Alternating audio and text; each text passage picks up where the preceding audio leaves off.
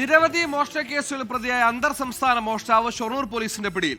കോയമ്പത്തൂർ മേട്ടുപ്പാളയം സ്വദേശി നടരാജനെയാണ് സ്വന്തം പാളയത്തിൽ കയറി പോലീസ് പൊക്കിയത്. വിവിധ സംസ്ഥാനങ്ങളെ നടരാജന്റെ പേരിൽ 30-ലധികം കേസുകളുണ്ട്.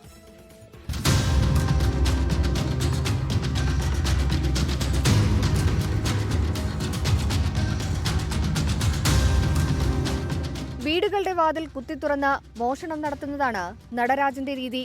കഴിഞ്ഞ ഏപ്രിൽ 16-ന് ഷൊർണൂർ ഗുരുവായൂരപ്പൻ നഗറിലെ വീടിന്റെ പൂട്ട് തകർത്ത് അലമാരയിൽ സൂക്ഷിച്ചിരുന്ന പണവും വീട്ടുമുറ്റത്ത് നിർത്തിയിരുന്ന സ്കൂട്ടറും മോഷ്ടിച്ച കേസിലാണ് നടരാജ് ഇപ്പോൾ പിടിയിലായത്.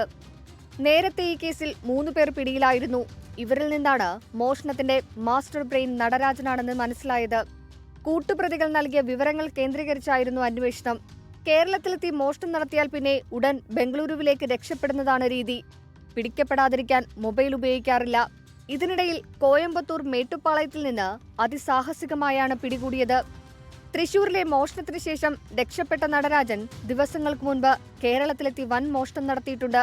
പോലീസിന്റെ വലയിലാകുന്നതിന് ദിവസങ്ങൾക്ക് മുൻപ് കാസർഗോഡ് ബേക്കൽ ഭാഗത്തുനിന്ന് 45 പവൻ സ്വർണവും 35,000 രൂപയും നടരാജൻ കവർന്നിരുന്നു.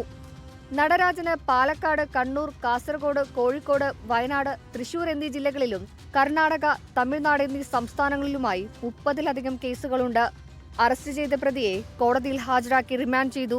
24 പാലക്കാട്.